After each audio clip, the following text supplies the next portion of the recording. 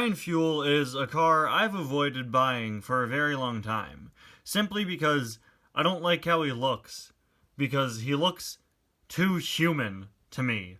I know that may sound weird or stupid at first, but he just makes me uncomfortable with how human he looks. The proportions, the fact that he's tall, he's a forklift, so he has arms, and he has hair and a mustache and a tuxedo. He doesn't look like a car, he just looks like a guy. He just looks like a dude. I mean, look at this and tell me this does not look like Nick Offerman. Nothing against Nick Offerman, it's just I shouldn't see such an uncanny resemblance to a real human person within this vehicle from Cars 2. I'm sorry, maybe I'm getting ahead of myself.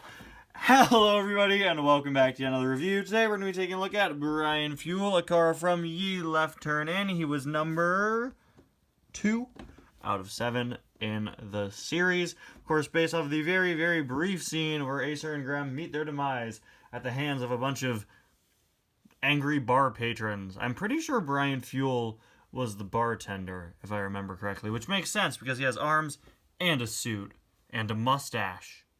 We all know those are the 3 things you need to be a bartender in the Cars universe. If you don't have a mustache, get out of here. This is why I shouldn't film my reviews at 10 p.m., guys. This honestly really surprises me in hindsight. Like, think about it. Back in 2015, we got an entire series of 7 cars based off of a good 10-second segment. It's really crazy, the lengths and the depths that Mattel goes to, the sheer obscurity of some of the Cars characters. We all get excited when a character like Revni Grillante or Colin Borev gets revealed. Because it's a new character. A character that we just saw the back of for like 2.5 seconds. It's something they still do to this day.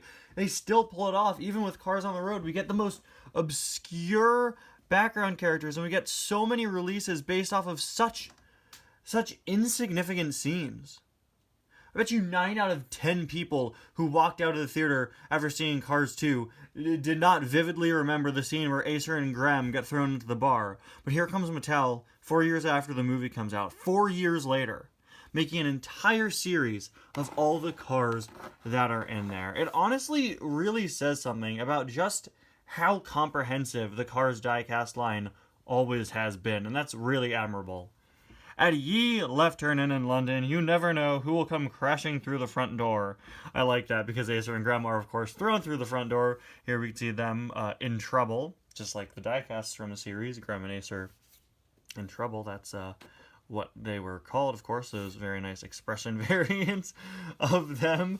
I love how the series description not only references the movie, but also implies that this is something that frequently happens. Like, people always come through the doors by complete accident in the middle of a street fight and get beaten up, sometimes by Brian Fuel. Of course, we also have Chauncey Fares here. Since he's number 2 in the series, I assume Chauncey was number 1. I don't quite remember, but of course we do only see those 2 on the back. Now let's get this guy out of the package here.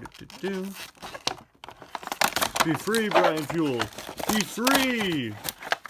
So Brian Fuel is, of course, that larger type of forklift. He was a deluxe in this line, if you didn't already see that. Wow, he's honestly pretty heavy.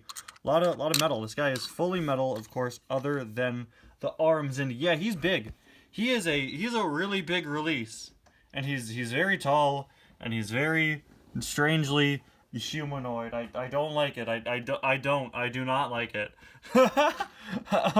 You can see he's almost, the fork arms practically double his length, if not maybe a little more than double it. He has a very large forklift, which I honestly like because a lot of forklifts you see in real life are quite large, taller than a lot of your average cars. Let's see, let's grab somebody from my shelf for him to pick up. How about Jodon Jackson? Jodon Jackson sucks, right? So, there we go.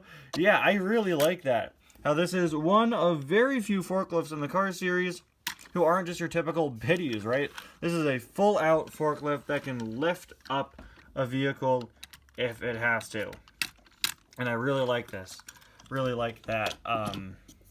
The only other forklift we've gotten that is that big is Muggsy Liftsum, who uses a very, very similar mold to Brian here, but not completely the same. Brian has some distinct differences, like the mustache, which is molded on, and the bow tie is molded on too. I thought for sure this would be like a plastic plug-in piece, but no, it's part of the metal mold, which is honestly really nice. We have his very, very nice striped suit printed all the way around. You can see the printing's a little inconsistent if you want to get really, really, really super nitpicky.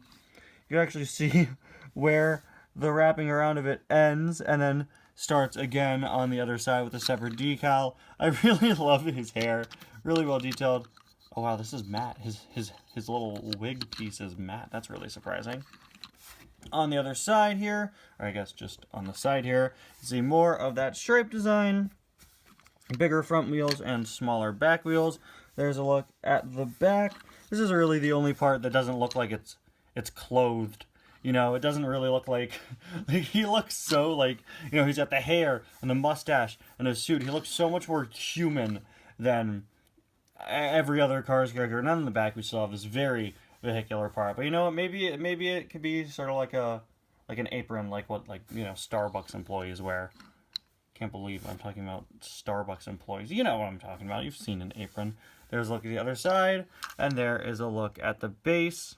One last thing I really wanted to mention, going back to just how great the arms look. I love how, multi-layered, how many different pieces come together. The sculpting on those arms is really, really great. The sculpting on Pitty's arms is always really great, but at a larger scale, you could really appreciate it a whole lot more. And there you have it, guys. Brian Fuel.